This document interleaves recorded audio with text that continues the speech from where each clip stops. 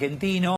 Fernando Cartelo nos visita. ¿Qué tal, Fer? Buen día. ¿Qué tal? Buen día, Eduardo, y colegas en la mesa. Buen día, buen día. Bueno, ante todo, primero contame esta sequía sin fin y el campo esperando lluvias, ¿no? Permanentemente. Sí, la verdad que las últimas precipitaciones que se registraron hace unos días solo dieron un alivio temporal, porque tenemos que considerar que el medio de temperaturas pero tan altas es muy fuerte la evapotranspiración de los cultivos, y de hecho hubo gente que ante la desesperación de que no podía sembrar en tiempo y forma, por ejemplo, sobre fines de enero inclusive terminaron sembrando soja e incluso maíz. Hoy la situación, Eduardo, es totalmente crítica y se refleja en las estadísticas que se van dando a conocer, por ejemplo, de proyecciones, estimaciones de la Bolsa de Comercio de Rosario, que esta semana que pasó hizo un nuevo recorte de producción de soja. Por ejemplo, en el caso de la soja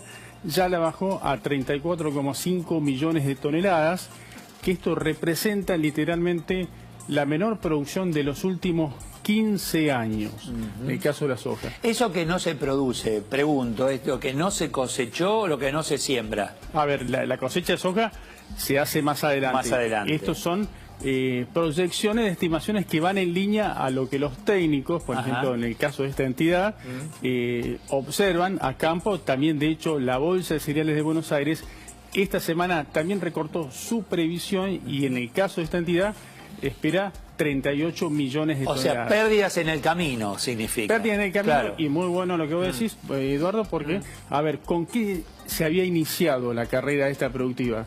Si uno lo compara con, por ejemplo, lo que eran las proyecciones iniciales, inicialmente se hablaba de una expansión de área de más de 700.000 a 800.000 hectáreas en el caso de la soja, y una proyección estimada de 49 millones de toneladas. Entonces, volviendo al primer dato de la Bolsa de Comercio de Rosario, si uno compara lo que ahora se está previendo con respecto a la estimación inicial, no hace mucho, por ejemplo, allá por diciembre ya hay una pérdida de 14 millones y medio de toneladas. ¿Le ponemos un valor a eso?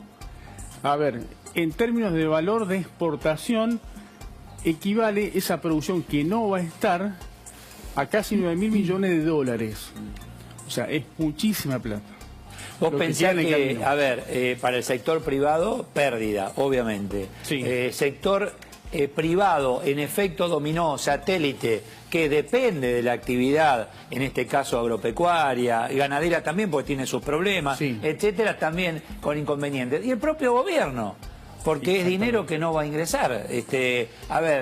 No se va a exportar porque no tenés con qué y no vas a tener liquidación de divisas. Exactamente, y de hecho la misma Bolsa de Cereales, en el caso de Buenos Aires, había hecho una previsión de, por ejemplo, lo que sería la recaudación fiscal total para el Estado, ¿no? O sea, en el caso de la soja, no estoy hablando ya de otros cultivos como el maíz, que también hay un descuento muy importante de más de 7 millones de toneladas con respecto a lo que se estaba previendo, o en el caso de trigo, cuya cosecha ya finalizó allá por fines de diciembre, primeros días de enero, y ya mostró una merma del 50%. Pero hay 2.000 millones de dólares como mínimo que el Estado en recaudación fiscal no va a tener. No va a tener.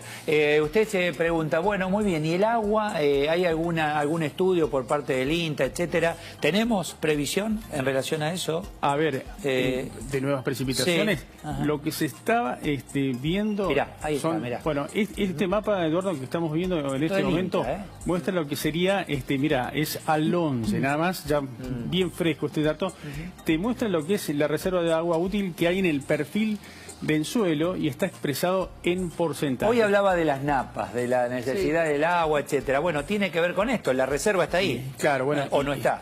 Y no hace mucho, hace unos años nada más, hace 3 o 4 años, la preocupación que escuchaba en algunos técnicos de la región agrícola núcleo, que es la más productiva a nivel país, la preocupación era por ver de qué manera a través de la agricultura se sacaba el agua del suelo, porque las napas estaban muy arriba. Claro. Ahora es totalmente la situación. Recién mostrábamos la laguna de Navarro totalmente seca. Exactamente. Totalmente seca. Algo similar pasa en Córdoba, etcétera, ¿no? En el caso de Santa Fe, hubo una seca que afectó a una laguna que se llama El Bonete, de más de 7.000 hectáreas. Esta laguna de Navarro tiene 165 hectáreas y no hace mucho me tocó pasar, por ejemplo, sobre la Ruta 7, donde está la laguna La Picasa, que es una laguna que históricamente generó muchísimos problemas. Y la vi, por ejemplo... Problema de inundación. Claro, problema de inundación. Sí. Y la vi con un caudal de agua bastante reducido.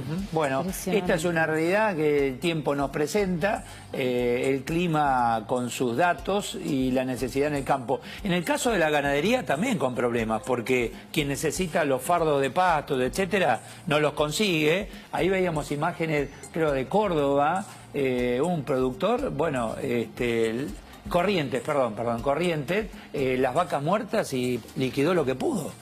Exactamente. No había opciones. En el caso de la ganadería, todo lo que estuvimos viendo, por ejemplo, o gran parte de lo que estuvimos viendo el año pasado, con lo que fue que el precio final de la carne estuvo retrasado con respecto a la inflación en la mitad de lo que fue la inflación general, tuvo que ver con que el productor, sobre todo en muchas de las zonas que no tenían suficiente pasto en el campo o dificultades para adquirir en grano más caro como para poder solventar el gasto, ¿qué es lo que hizo? Apuró la venta, terminó haciendo venta forzada y eso obviamente... A bajo precio, en el mostrador no se notó mucho, exactamente. Y ahora tenés el doble problema. Hay demanda ahí muy ajustada, pero poco para ofrecer. Exactamente. Sube el precio. Y lo que se está viendo, Eduardo, por ejemplo, en el caso que vos mencionabas de Corrientes, un productor que se llama Martín Rapetti, que integra la Comisión de Carnes de Confederaciones Rurales Argentinas, es un reflejo de lo que está pasando, que viene ocurriendo en otras zonas y que ahora en Corrientes también se está viendo de manera importante porque hubo incendios nuevamente y se da esta situación de sequía donde los mismos productores ya ayer a través de una asociación de rurales que nuclea a la provincia están hablando de pérdidas de 28 millones de pesos como mínimo. Bueno, vamos a seguir con el tema, obviamente. Estamos hablando de nuestra columna económica clave, que es todo lo que produce el campo. Entonces, tenés problemas de retenciones, eso son medidas gubernamentales. Problemas, el tipo de cambio. Usan $1 para insumos, etcétera, y reciben otro dólar cuando liquidan. Y a esto se suma la situación de sequía, realmente una situación crítica para gran parte del campo argentino. Volvemos al